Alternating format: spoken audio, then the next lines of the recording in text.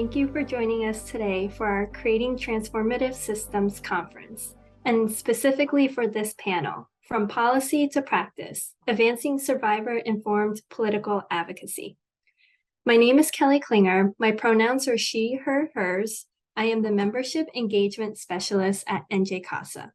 I am an Asian woman. I have medium-length dark hair, wearing glasses and a red blouse. I am sitting in front of a blurred white background. It is my absolute pleasure to welcome our three wonderful panelists today. I'll be introducing each of them shortly. Panelists, when you begin speaking, please mention a brief image background description as I just demonstrated. First, I would like to introduce Imagine Goddard. Imagine Goddard has been teaching and speaking about feminism and sexuality for over 2 decades, including her TEDx talk, Owning Your Sexual Power.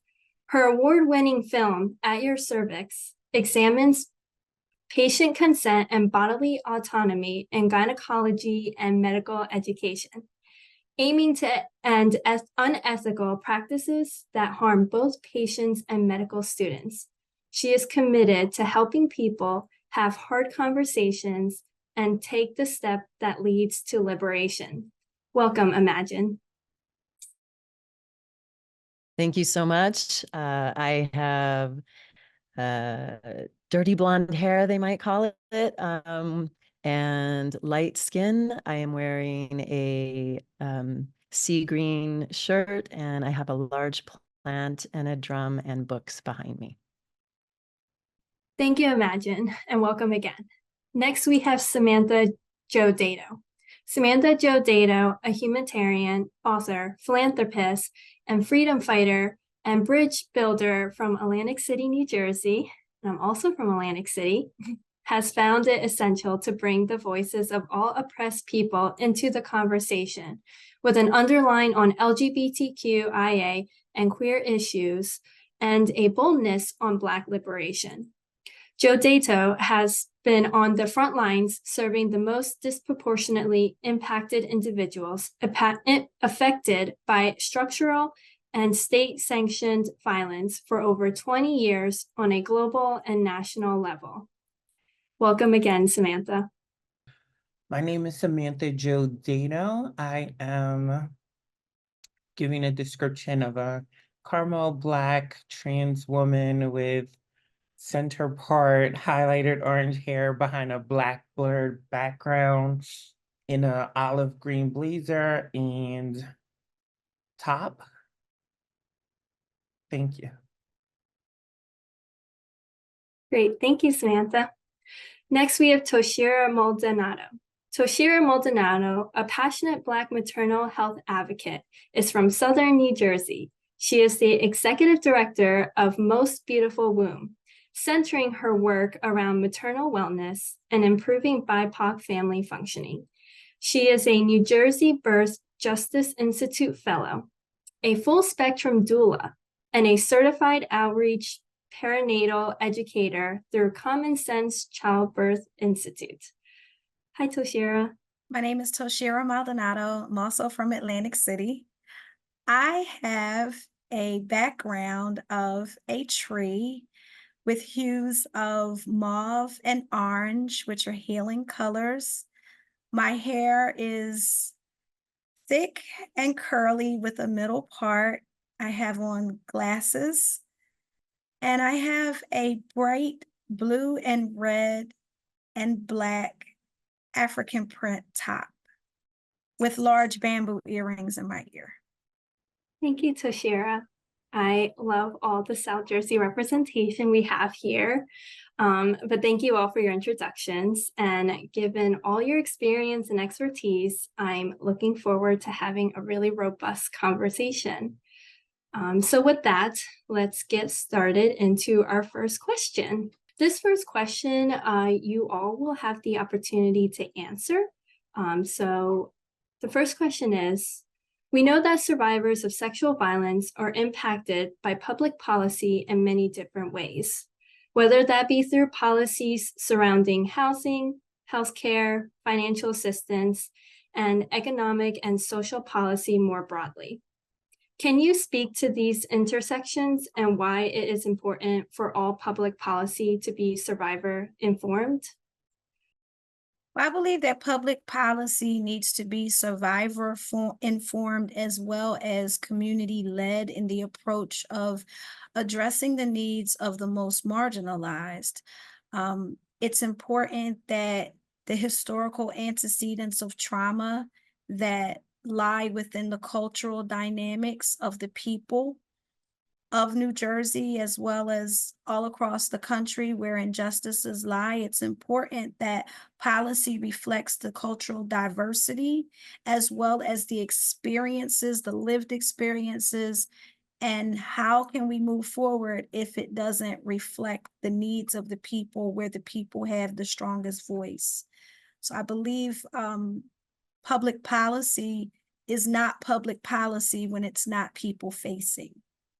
And it's important that the people organize as well as be constituents of structuring their own freedoms within the protections of the law. I could piggyback off of that. It's Samantha Jo Dado.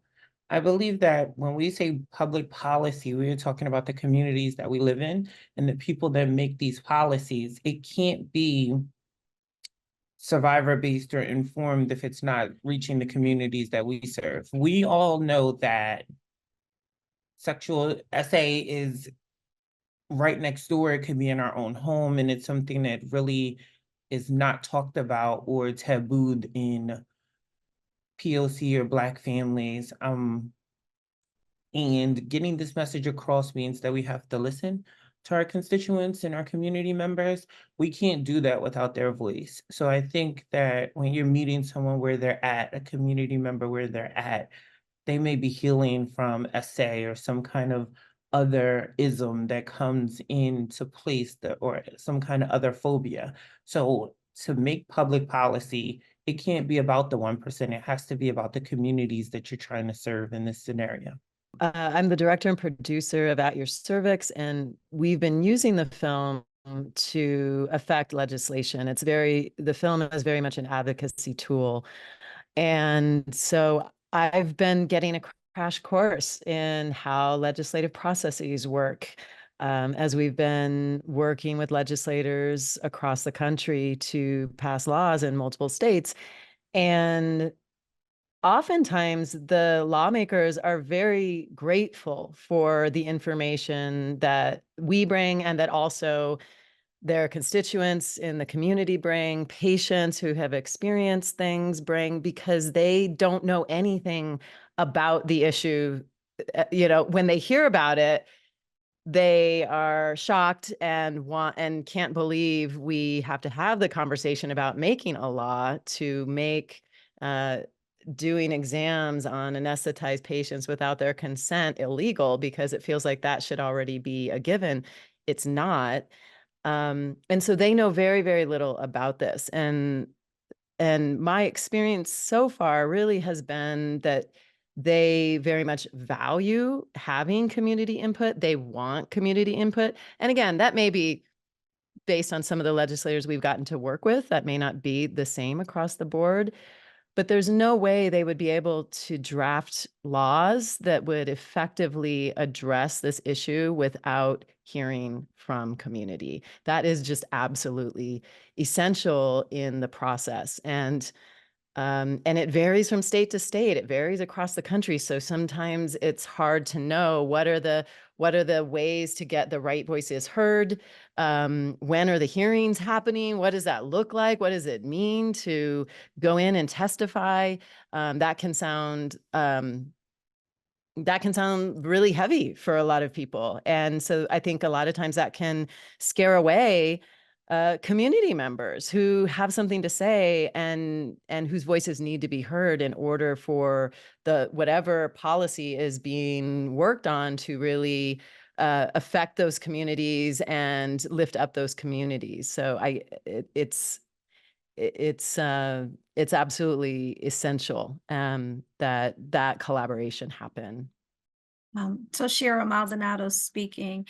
To your point, Imagine, I couldn't agree more that the policy behind what needs to be addressed in terms of the disenfranchisement that is caused by SA, we need our lawmakers and those with the influence to understand that there is a difference in who gets believed over who gets the protection. And in removing the stigmas that are attached to SA, as Samantha shared, in BIPOC communities and Latinx communities, we have to also recognize the historical antecedents of trauma.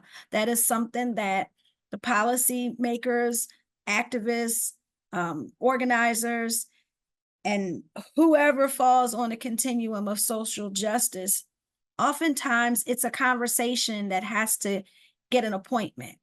And we have to become more comfortable with amplifying the voices of those who are not believed. You know, SA for a Black woman means something totally different for a white woman. SA for our trans community means something totally different for the mainstream white community. Why is that? We all hurt the same. The trauma cannot be quantified, however, the disparities can. And until we look at the order of humanity, that everyone has the right to liberty and the pursuit of happiness, you know, as our Constitution affords, at least it promises, until policy and lawmakers can break down those barriers and the social stigmas and the taboos that are attached to certain communities and look at it in totality as it is wrong, it is unjust, and we have to work towards social change and restorative justice for everyone. One nation under God, indivisible. You know, just as we grew up saying in school in the Pledge of Allegiance, we should be living up to that. And SA is one of the most detrimental offenses against humanity. And your life is never the same after it. And it does not matter what race, creed, culture, color, sexual orientation, your money doesn't even save you. Your education doesn't save you. And policy must reflect true restorative justice. After we put the laws out, where is the call to action to ensure our protections and freedom?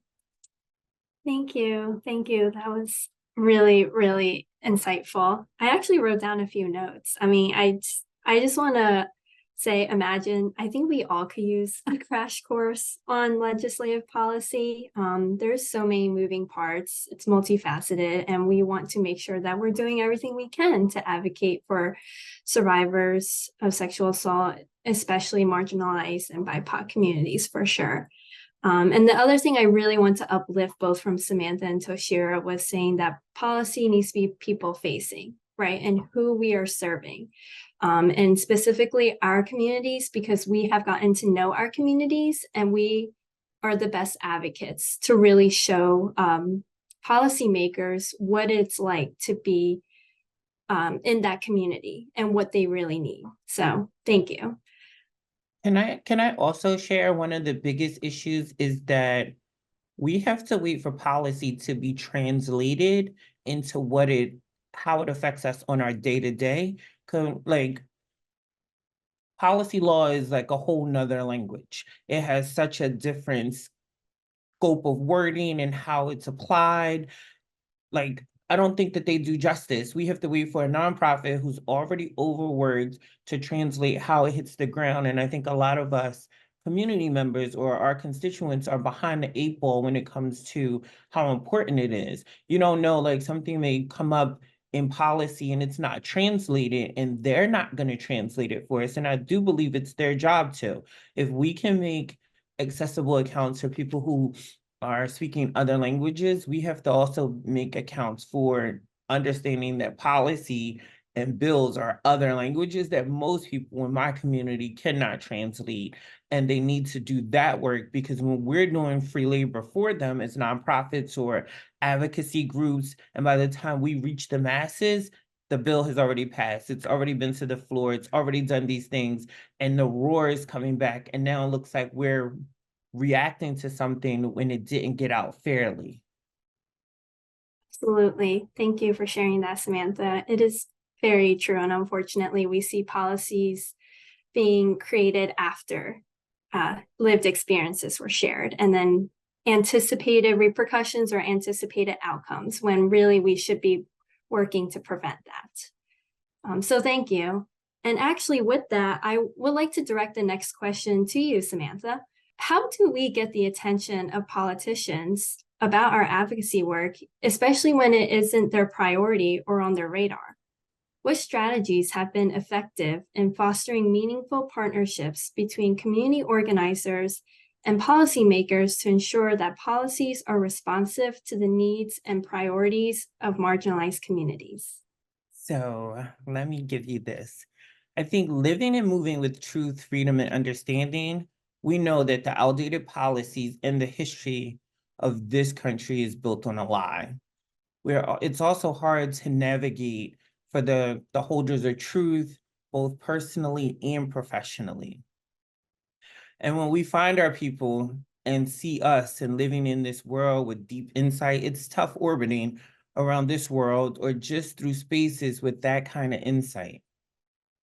The outdated model is still being used and it should really be thrown out.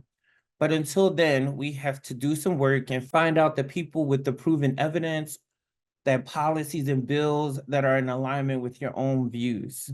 Research has shown that victim-centered, trauma-informed policies will push us into a holistic healing and caring for survivors that is best done with insight. Could you imagine an SA survivor being able to take leave of absence or having free intensive therapy and medical care that helps us with individualized recovery? I want this now. I want it today and forever. It puzzles me that in a world full of updates, revises, addendums, that we still just can't get it right. We're putting people who have the intersections of lived experience, informed training, compassion, and qualified humans at the table to help with matters like this. In a country with over 340 billion people alive, you can't find the correct folks to make the change. We know it's not because that they're not out there, and because this country holds on to its lies and keeps those people in place that continue to share their lies. The thought of us coming together and being the answer for our problem scares the people in power. Knowing that these systems will never save us, we have to think about the words taking up space in these places, not only to be the complainant, but we need to start being the equal counterpart to the answers that they need us to have. The ones who block the bills and demand inclusion and answers for the ludicrous things that they continue to do, imagine us becoming the committee members, the council members, the board members, or any elected official telling us that we want change, or telling us that you want to be the change that we need. I believe that we'll all rally around you. I know that we will all rally around you and help you get there. We need more like-minded, forward-thinking ideas more than ever now, because the folks that are in office currently aren't getting it. We cannot waste more necessary time begging for change when we can have the people that are more like us running and being in these spaces on a local and a state level. We can't demand answers and push back on every bill that takes away our freedom as an SA survivor if you don't understand it. So I think we need to be more intentional by getting into those spaces. Thank you, Samantha. I agree. Our movement is very powerful. And if we had someone in the office, like, we could do really unstoppable things. So absolutely. We have a few moments. I would like to open it up for Toshira or Imagine if there's any few thoughts you would like to add or strategies. Well, I will say that it is very important that as we pay attention to the times and the disparities, particularly among Black and Brown women, where right here in New Jersey, we're 7 times more likely to die. We also see another element of the maternal health crisis where women are literally ending their lives because of mental health components that oftentimes go unaddressed and undiagnosed or misdiagnosed. And when we look at our lives and our lived experiences that hold so much pain, in many of our lives is SA that goes, again, unaddressed, because culturally in the BIPOC and Latinx communities, we don't talk about it. We make excuses for it. We tend to criminalize as well as punish the female. You know, men somehow get to escape. And then we don't want to get caught up in the male-female domination factor, because women can be perpetrators too. And it's important that we look at it in terms of healing and restorative justice. We can talk about the fragments all day. We can talk about the pain, the devastation. We can talk about the generational patterns all day long, because we see it. Usually, if it goes unaddressed, not talked about, we're going to pass those traumas on. I can use my lived experience. I come from a family that's possibly outside of slavery 5 generations. And within my family, this is something that 1 in 3 people can say, yeah, we share the history of SA. And it didn't happen out in the world. It didn't happen among strangers. It happened within our families. So that's one thing that we have to keep in mind, that these are people in the community, oftentimes in grassroots organizations, working passionately for organizations like yours that amplify the message of restorative justice as it relates to SA, as well as the restorative components that have to do with our mental health. It is important that we focus on the connections and the intersections of maternal mental health, as well as our children that are impacted by parents who went through these challenges. We're just not looking at policy that protects us from a crime, because clearly we know that it's a crime. If you assault someone, if there's,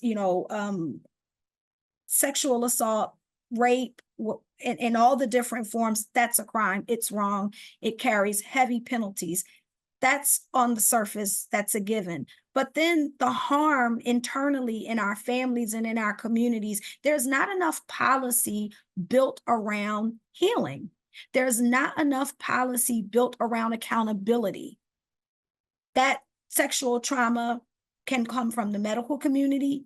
It can often come from our educational system.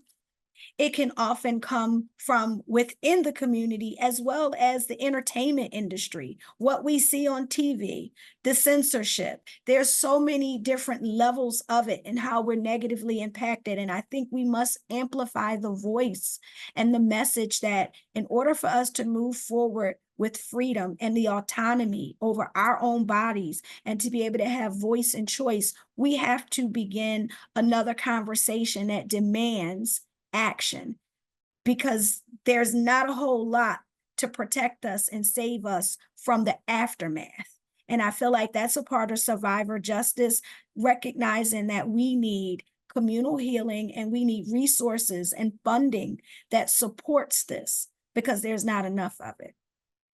I mean, there's a lot of strategies for reaching policymakers, and I don't think any one strategy works with everyone. So I think we have to be using multiple strategies. I mean, sometimes we can reach a policymaker or one of our representatives through social media by doing something really impactful online, by tagging them repeatedly on an issue and until it gets their attention. I mean, that can work. Not with everybody, but that can work with some folks. This past week, I showed my film locally. There is not a law banning medical sexual assault in the state of New Mexico, where I live. And we invited every local legislator to attend the screening. And out of probably a dozen invites, 1 showed up. But that one person, who we also had our eye on as being someone who would be a good person to sponsor a bill on this issue, which we've already tried, was written and was killed in committee. So we're sort of back at the drawing board again and needing new legislators. She showed up at the screening, and as we were talking about the need for legislative work in this state, she stood up and said, I want to work with you. I want to do a bill on this. So, for me, that was such a huge driving force for why I stayed with my film, because I know the power of film. I know that film can change hearts, can change minds, and it did that in this instance, at least at the beginning. We'll see what happens, but it also depends what kind of state you're in. I've lived most of my life in California and New York, which are really big states. And I would never get a text message from a legislator in a state like that.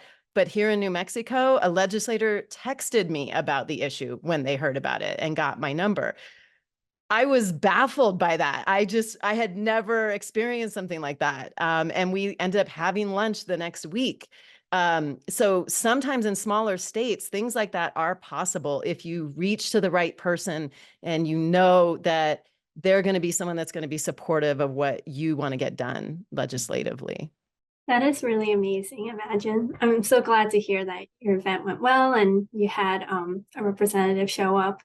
And thank you for sharing those strategies. And Toshira, thank you for sharing your lived experience and speaking truth to the histories of systemic oppression. So how do we address the influences of systemic oppression that is embedded in and enforced through public policy? How do policymakers build trust with marginalized communities after centuries of causing harm? Trust can be built when we first can understand what the ask is. Trust can be built when our policymakers come without an agenda. We only hear from our policymakers and our lawmakers and those who are running for office around the time of election. We get broken promises, and, they tend to hear our cries and see our struggles, but then after the vote, then what happens? So I feel to build trust, it means coming in and do some education. I shared earlier, education is key. Community-based education that leads to change includes social justice, letting us know that we have a voice and then welcoming us into the spaces where our voices will be heard. That's very important. Hosting, community-based engagement with coming into the community. That's how you're going to build trust. You're going to build trust when we see you and we don't see you around election time. You're going to build trust within our community when you speak our language. And the language that we need to be spoken to in is the language of solidarity, is the language of respect, is the language of humane treatment. Those are the buzzwords that we need to hear politicians speak. We need to see the action behind the talk. I don't know if I can be any more plain that if people remain in the dark and if people remain secluded as well as traumatized on top of the disparities that become an automatic simply because of the check mark beside their ethnicity, there's nothing we can do to change being Black people. There's nothing we can do to change our experiences of things that we didn't ask for that go way, way back in our history, and that has even cycled into our families. But politicians have a responsibility to the constituents who they serve to make them feel safe, number one. Building trust means safety. Building trust means that you're accessible. Building trust also means that you are known to have impact and influence that actually is touching the people. How do you touch the people? You touch the people with funding. You touch the people with building up their communities where we are in a space of safety, building safety pavilions where there's resources and there's access to everything that we need. Because again, I'll reiterate it, this goes back many, many years. The trauma that has been caused in BIPOC and Latinx communities, it all has a starting point. And the capitalism, as well as deep-seated elements of colonization, still lives within our communities. And the only way that will move is if those who caused the trauma and the devastation begin to fix it. When we look at our politicians and our lawmakers, they are the same people front-facing that brought us over in chains. They have the same blood of the oppressors. And so how can we build trust is through hearing the apologies and then seeing the restorative justice reflected by policies, bills, practice, best practice, as well as empowerment in communities of color that oftentimes are the major contributors to political structures. You know, without being partisan and without taking sides, we know who supports what agenda. And we are never going to be able to move past public policy that is not people facing if we don't make the politicians face the people. And I don't know how to be any more plainer than that. I think one of the main things about building trust is telling and sharing the truth, right? I think we can't move forward, or you can't get your constituencies' ear or your community's ear because there's no truth in what you're sharing with us. In those meetings, in those conversations, you come with an agenda like for your own political gain, but it does not serve the communities, or it doesn't show any respect that you're in a space to do the work for this community. And I think a lot of people are smelling, you know, the jive or you know, the BS that's coming with policymakers. They're understanding and they're catching on that they talk a good game in your face and then they don't follow through with that. All of our communities are systematically oppressed. We're putting to poor HUD housing into the lowest parts of the community that are depleted. We're putting into the worst education systems. We're given no fair chance for promotion and growth. We are usually put out of our homes, or a lot of us are working for our home because there is no generational wealth that came down through the ancestors that we have, right? And I think that policymakers don't ever show the intention to share that information, to say that I know what's going on around here. I know where you live. I know what school district you came from. I'm trying to check off the box. And if they can't do it, to have someone that they know and is working with that can do it. We understand that all policymakers can't do everything all at once, but the things that you do, you have to do well and with intention. And they're missing the communities because they're coming and serving us jive or BS or what they consider a talking point to get a vote or to get us into that space. And we are respectful human beings who are now calling it or thinking it, but not saying it. So I think that the biggest issue is policymakers are not walking away winning our hearts. They're not walking away with their proven track records of a place that's not just trustful and truthful. Sometimes they may not have the answer to that. They may not know. And that honesty is much more respected. And I don't think that they're coming in with that kind of guard down or that kind of transparency to be in conversation with us. And that is where they're losing us at. I think you can't build any kind of trust until you start to tell the truth. And the truth looks like you failed, you messed up, America is not great, and you're in this mud pile trying to get clean water out of a muddy pond. So, you know, that is, I think, where we're at right now. And that has to have some truth, because we need to start boiling some water now, because muddy water is only going to get clear if we start adding heat to it. That's such a good metaphor. I mean, they're actively coming after us right now. They're coming after trans folks and LGBTQ plus communities. They've been, the systems have been designed not to support people of color, and anti-Black racism is baked into these systems, and so much policy that, I mean, we have to be loud, we have to engage with it. I mean, policy impacts all of us, and the more that we are engaged with it, and also the more that we get our folks, members of our community, to run for office and be in positions where they can help us, like we have to be doing that. We have to be. Doing work outside of the system is important, and also having people that can work inside the system to create real change and to make them listen. Many of them don't want to listen. They're not going to listen.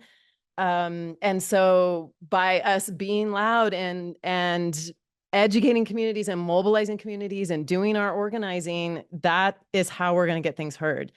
And if we're not showing up to that process, as we are seeing, they will just pass laws that are horrendous and are going to have horrible impacts on us and our communities that we then need to go back and fix, on top of trying to get the laws that actually would help us truly in our lives to live safely, to not be doubly victimized by the systems when we've already been harmed in whatever way, whether it's sexual assault or other kinds of violence, or lack of resources, lack of services. That we have to just be working on so many fronts. Wow, thank you. Thank you. All these conversations have been so robust and so helpful, and really important. It's so true. If we want policymakers to build trust, it's coming out beyond your expected election time or your agenda, right? I loved, Toshira, that you said, come without an agenda. That is the most informal yet productive way, I think, that you could really get to know someone. And Samantha, like you said, learn the community. If you're coming in with an agenda, where are you leaving space to learn about the community? So these are really, truly great points. And thank you all for being so honest, and for your candor, and just being the voice and being able to speak it out loud. Imagine, I would like to direct this next question to you. So we know that in your advocacy work, you mentioned that you built connections with medical students who wanted to see more trauma-informed practices in their field, but lacked the positional power to implement those changes. How can political policy be used as an avenue to encourage people who work within different sectors, such as education, healthcare, corporate, and many more, to feel empowered to speak out and influence real change? It's not easy. At Your Cervix is about the use of patient bodies to teach medical students while we are asleep. And this happens across the country, and it's been happening since the beginning of gynecology, and I would say since the beginning of medicine. Students are put in a really horrible position, a really untenable position. They are asked, as part of their medical education, to violate patients repeatedly, routinely. This is a systemic issue. This happens all over the country. This isn't like one kind of institution. It's not one state. It's not like rural versus city. Research recently was done that actually looked at different kinds of facilities to see, is there a difference? And what they found was that there was not really a great difference, that these non-consensual exams, which have now been named medical sexual assault in the literature, just as of last year, there was a really excellent piece put out that is calling this medical sexual assault. And I think that's hard language for people in medicine to hear, especially if they've been doing this and teaching this way, because they're like, well, that's how I learned. I was just ushered into an operating room and told to do exams on patients who were under anesthesia, who never knew about it and never consented. And that's how I'm teaching my students now. And that's how this has just gotten reproduced over and over again and perpetuated and hasn't changed. Medicine in particular, which really is the system that we're taking on in, in this film and in the many larger issues that impact it.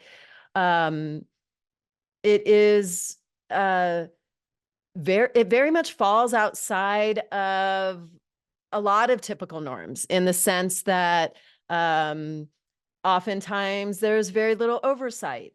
It's doctors that are in charge of, investigative processes when something goes wrong, or, medical boards that are full of medical doctors that actually don't have regular people like you and I. John Oliver just did a piece about this and talking about like that we need regular folks from the community to be a part of those medical boards. If the medical boards that are the ones that are going to be, imposing any kind of, removal of license, question of the accreditation of a facility, or any other kind of consequence because of an action, if those medical boards are stacked with doctors and doctors tend to just protect the doctors, then what we have are people that repeatedly abuse their patients or repeatedly engage in whatever unethical act is being addressed. So that's another place where we need to have regular folks, people that can advocate, people that understand the system to be a part of it. And I'm sure that there are similar kinds of boards in other systems. The students are basically at the bottom of a very intense hierarchy. Medicine is an incredibly rigid hierarchy, and students are at the bottom of that hierarchy. They are expected to do what they're told. They are expected to say yes. It actually is not unlike the military, I feel like, in many of the ways that the students are like brought into, this is how we do things here. And, oh no, we don't have time for consent. We can't do that. You just go in and you do it. I mean, I've heard stories like that from students over and over again. I've heard stories of students being made fun of because they cared about bodily autonomy and they questioned something. There have been many stories of students facing retribution because they have spoken up. And At Your Cervix, we share several student stories of students that did do something to push back, that did try to speak up, or that avoided doing the thing that would cause moral injury to them so that they could maintain their own integrity, but didn't know how to speak up. And so, I mean, they are up against an immense system. And a student who cannot actually consent to the way that they're being educated is not then going to become a provider who really understands what it means to consent for their patients. So they're going, however they're trained, they're going to go and they're going to practice medicine the way that they were trained. And so we've been working with a number of, we're building coalition with a number of medical and nursing student organizations so that we can work directly with students. We've been working with the American Medical Student Association. We're talking to other organizations like Med Students for Choice, and other nursing organizations that are supportive of students and many are student run, because they have to be a part of this. They have to be at the table, and they have to start to have a voice about what their education looks like, because medicine, like the norms in medicine start there. And so if we're not addressing medical education and the way that students are being indoctrinated into a system that is, that is teaching them that consent is not important, which is what we hear from students over and over again, that consent was never emphasized in my education. Yeah, we talked about it a little bit, but then it was never modeled, or I didn't get to sit in on consent conversations, so I don't even know what those conversations look like. I mean, we're completely missing the boat in not including students. So while I don't believe, and no one on our team believes, that it is the students' responsibility to change that system, We also know that there's a power in the students. If we can bring them together in collective power, that then there are ways we can change those norms and we can take on that system in a different way.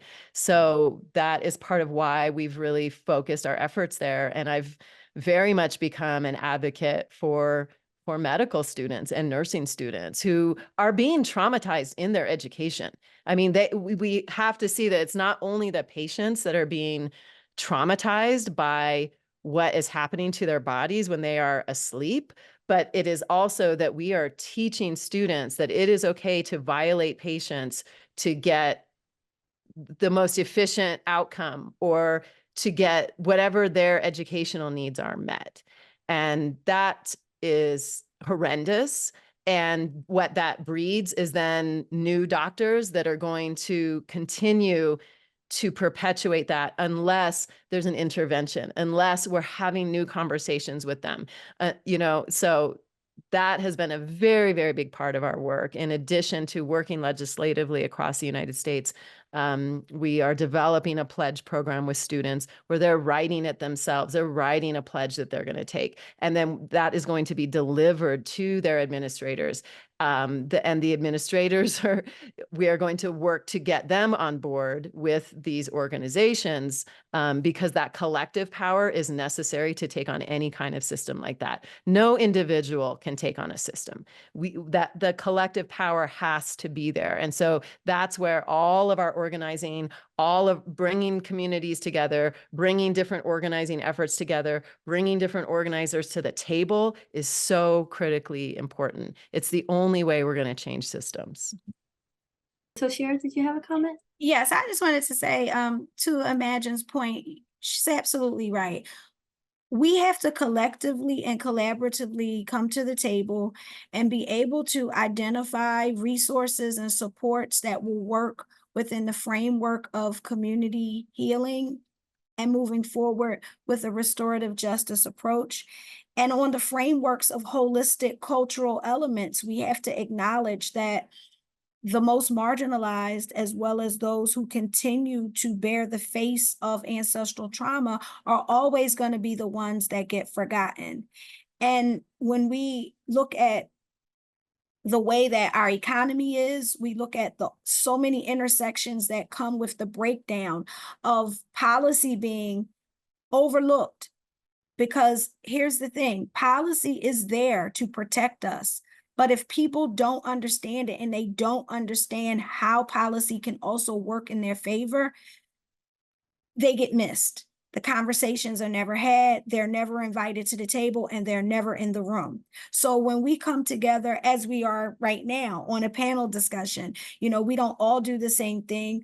We may come from similar walks of life, and we may have different passions behind our work. But the one thing that we can stand on is solidarity. And if we can just hold people accountable, the people who have the power need to be held accountable. And in closing, I'm sorry are two of the most powerful words that anyone can say.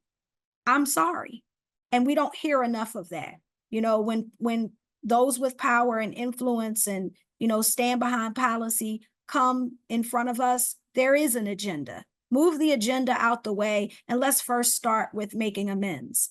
And then let's next start by simplifying the walk for us. When it's too wordy, when it's in Latin, and when it has so many other meanings behind meanings, people will never know that there are resources and there are sources available for them that can help them out of the disparities and the trauma that's caused by SA, that runs ancestral, that runs deep, that is systemic, and it's also rooted in white supremacy and anti-Black racism.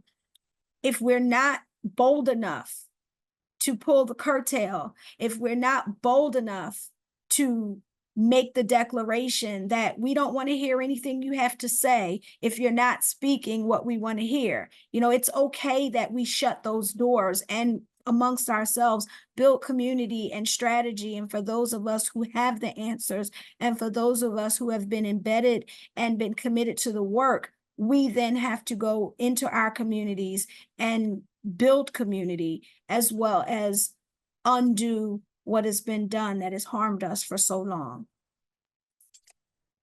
I just want to, I'll actually name and mention that when we talk about a totem pole, right, we have to look, or I have to always bring into the room that trans people are at the bottom of that totem pole, indigenous people are at the bottom of that totem pole, undocumented people are at the bottom of this totem pole, are living in these traumatic spaces and not included. They're also pushed to the corners of our community and erased there. Like when we say community, the intention to bring everyone together is to make sure that we have a wider range of people that live in our community. We know that the history of trans people goes way back before we could remember. We also know that two-spirited is another form or another translation for trans people, and they're not in the conversation. And I think that it's as important and just as necessary to make sure that they're like elevated. When we level access, it depends on how many steps you have to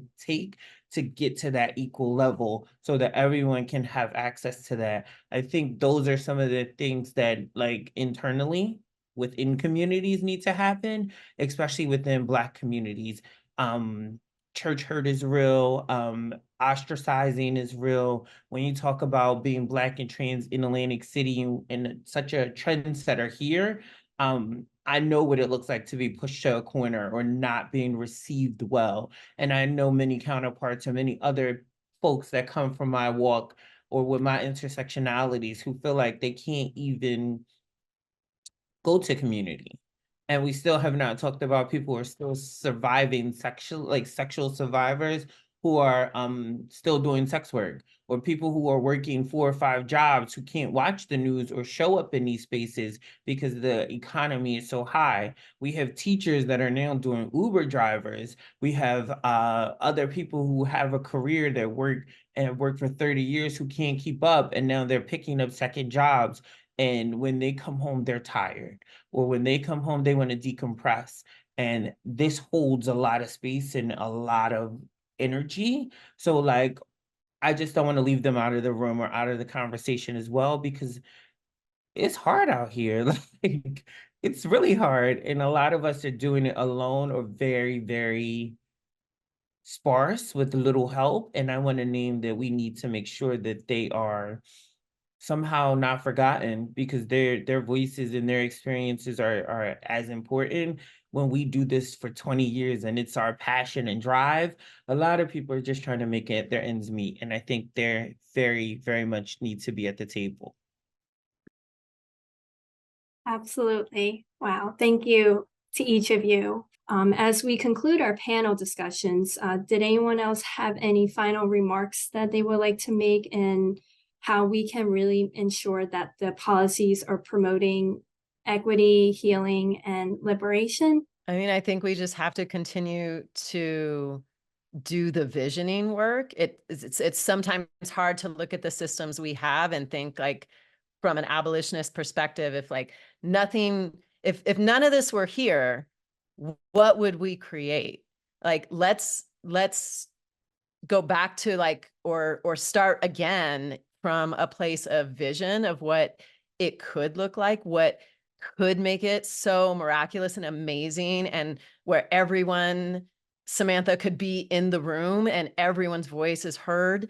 Like, if we really come from that vision and then say, what are we going to need for that vision? Where are the gaps? What are the places that most need our attention? I think that's a way for us to keep ourselves proactive rather than always having like, we have to be reactive.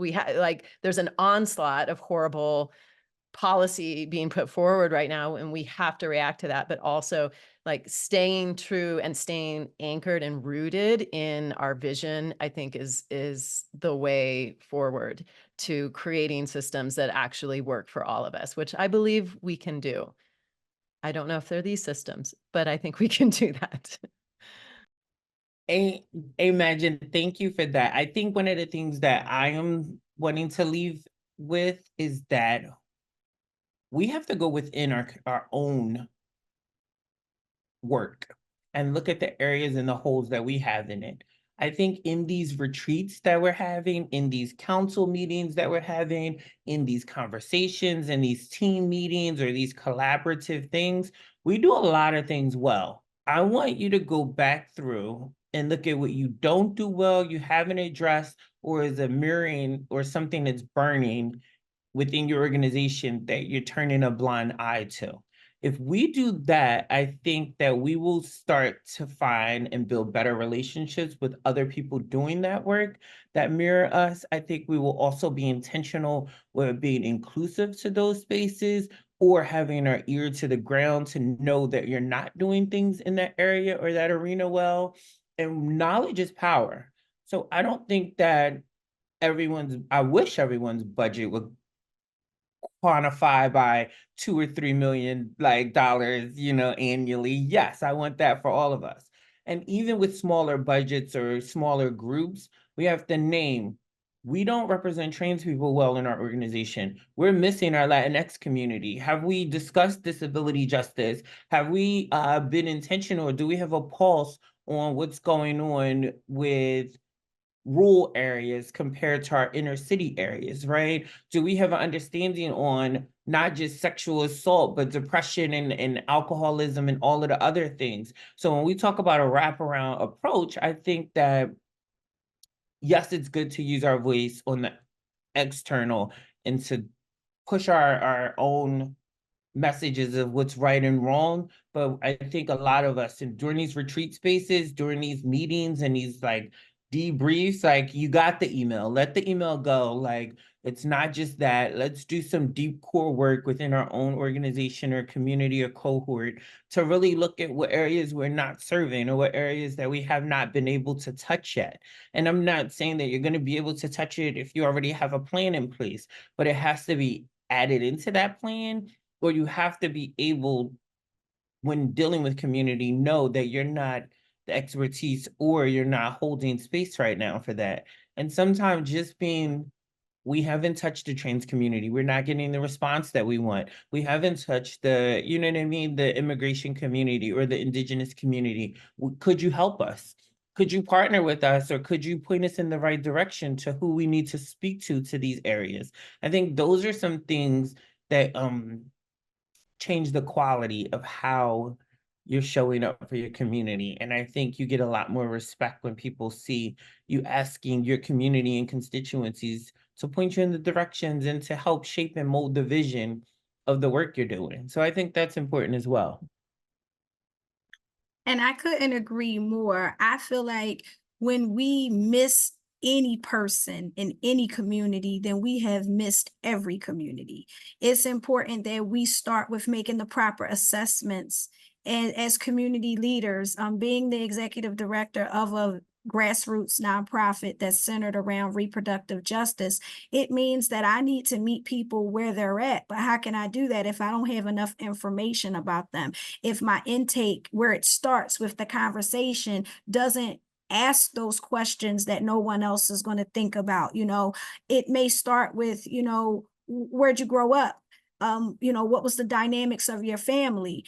And it starts with that one piece of information. Well, I grew up in foster care. Okay, stop right there. I don't have to go any further to know that I need to be meeting this person, as well as creating programs and services that support the trauma that's there. We have to begin to embody what trauma-informed really means. Trauma-informed simply creates the space for us to, number one, be humanistic, number two, be compassionate, and number three, we have to be able to move all of the, politics and, all of the political jargon and the need to be politically correct. Move that out the way, and let's just be human for a moment. We are hurting. Samantha shared how school teachers are driving Uber just to make ends meet. Bread is $5. And when we look at the fact that the disparities have grown darker and deeper, but our money hasn't grown, we're still forced to do a lot with little. And I think the greatest piece of support, the greatest element of justice, the greatest element of healing, and most importantly, the greatest value is held in our ability to make impact. You know, we don't have to take these spaces and dominate it with talking about the past. Some people say, you know, we don't want to hear about slavery. We don't want to hear about racism. We don't want to hear about that, but we have to talk about it. You know, the fact that it's still in front of us and it continues to morph into so many other violations of human rights right in front of us. You know, it's like we're afraid to talk about housing injustice, you know, environmental and climate injustice that goes all the way back to 1667, where one Black slave was, you know, attached to 60 additional acres of land right in New Jersey. You know, we don't have the conversations where they need to start. And we sometimes have to go all the way back. And then we have to work our way forward. And after we work our way forward, now that everything is on the table, it's like that 15,000 piece jigsaw puzzle. You have to start, you know, categorizing, and you have to compartmentalize. You know, no one just dumps out all those pieces and, you know, within 10 minutes, you're able to put that puzzle together. No, for many of us, it takes a lifetime. And many of us, you know, respectively, we are the pieces, we are the fragments of puzzles. We're the fragments of families and communities. We're the fragments of ancestral trauma. We're the fragments, but yet we're also those who have emerged stronger. You know, we are the ones who did not get swallowed up by the grief and by the trauma. And while there may have been some, like my mother, that, you know, did not make it through, you know, my mother crossed over at 36 years old. You know, my mother also, you know, spent her last 3 years of her life incarcerated. My mother spent the last 3 years of her life living through her trauma. My mother was a heroin user, but she wasn't an addict. She was traumatized. My mother had the experience of sexual trauma that went unaddressed. Like most Afro-Latino and BIPOC families, you know, there are things that we live with. And where you see one, there are many. You know, many of our stories look the same and sound the same, but our victories need to sound the same too. You know, we've been able to pull ourselves out because of education and upward mobility, but that's not everyone's story. And I think we need to begin to put some continuity as well as some infrastructure that those who have been the most marginalized, ostracized, and terrorized, they need to have access to healing, restoration, as well as community inside of their own community. They shouldn't have to go outside of their community of where the trauma began to get healed. They should be able to be healed within their community where the trauma began. Thank you all so much for your insightful conversations. And to our audience, thank you for joining us today. And we hope that you'll carry forward the ideas shared today and turn them into actionable initiatives to make meaningful and effective change for survivors. Thank you.